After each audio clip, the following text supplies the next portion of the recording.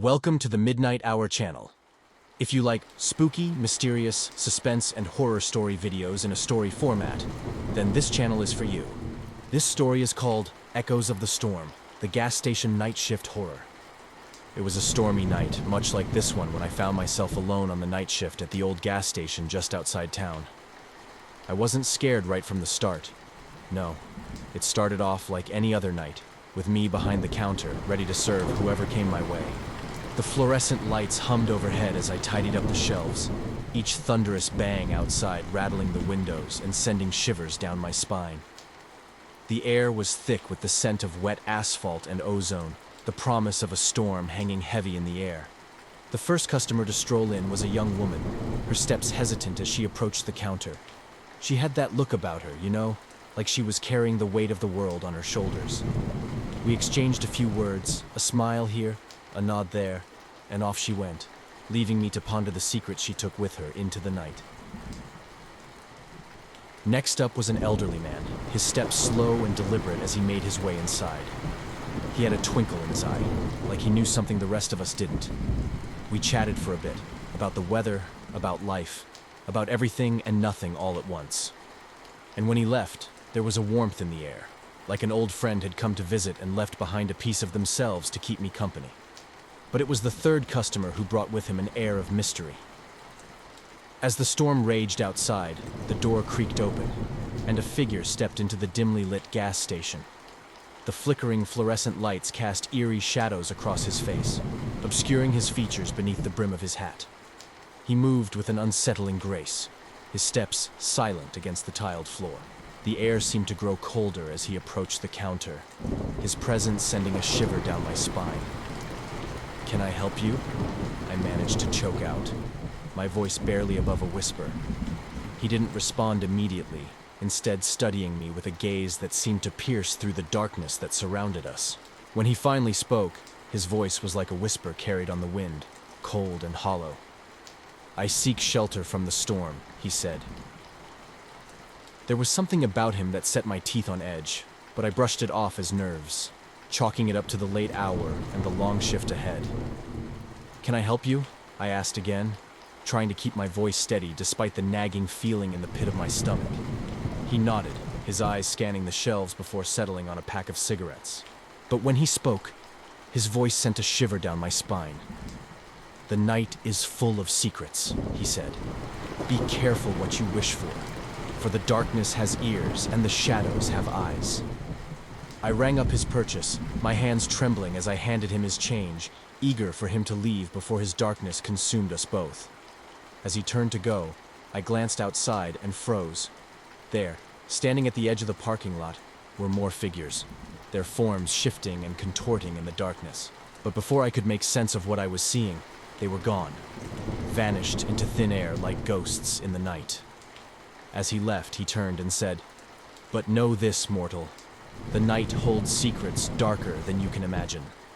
Tread carefully, for the shadows hunger for souls such as yours." I tried to brush off his words as the ramblings of a troubled mind, but the feeling of unease lingered long after he had left. There was something about him, something otherworldly and sinister, that made my skin crawl. And as the night wore on and the storm raged outside, I couldn't shake the feeling that his warning was more than just the ravings of a madman. It was a glimpse into a world beyond our own, a world where darkness reigns supreme and the line between reality and nightmare blurs into nothingness. A couple entered. Their laughter rang out like a beacon of normalcy amidst the stormy night. As they made their purchases and headed for the door, I couldn't shake the feeling that their laughter was just a mask. It was as if they were playing a part in some twisted game, their smiles too wide, their laughter too forced. And as they stepped out into the storm, their laughter faded into the night. But what chilled me to the bone was the glimpse I caught of their faces as they disappeared into the darkness. Their eyes, vacant and empty, devoid of any humanity, staring back at me with a coldness that sent a shiver down my spine. In that moment, I knew that there was more to this night than met the eye, that something sinister lurked just beyond the veil of reality, waiting to reveal itself in the most horrifying of ways. As the storm outside intensified, So did the strange occurrences inside the gas station. A customer browsing the snack aisle suddenly froze, their eyes widening in terror. "Do you hear that?" they whispered, their voice trembling. I strained my ears, but all I could hear was the drumming of rain against the roof and the distant rumble of thunder. "Hear what?" I asked, trying to keep my voice steady despite the unease creeping into my chest. "The whispers," they replied, their gaze darting around the empty store.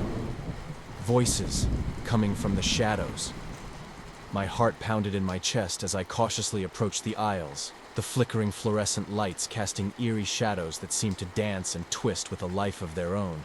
But as I reached the spot where the customer had been standing, there was nothing but silence.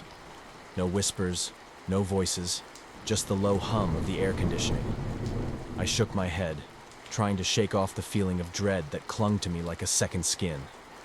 But then another customer, a young man with fear in his eyes, approached me as I returned to the counter. "You need to see this," he said, his voice barely above a whisper. He led me to the window overlooking the parking lot, where he pointed out into the darkness. "There, by the edge of the lot. Do you see them?" I squinted through the rain-streaked glass, my heart skipping a beat when I saw them. Shadowy figures lurking just beyond the reach of the flickering lampposts, their forms shifting and writhing in the storm.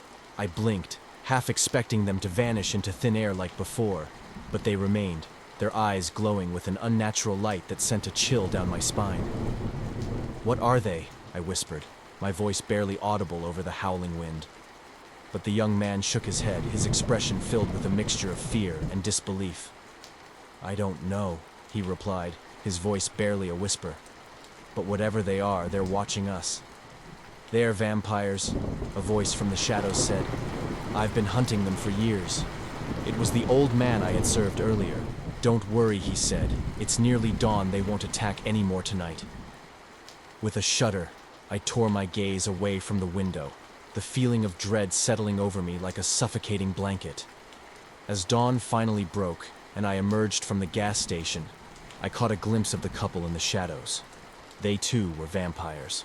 The memory of those shadowy figures lingered in my mind, a chilling reminder of the darkness that lurks just beyond the edge of our reality, waiting to claim its next unsuspecting victim.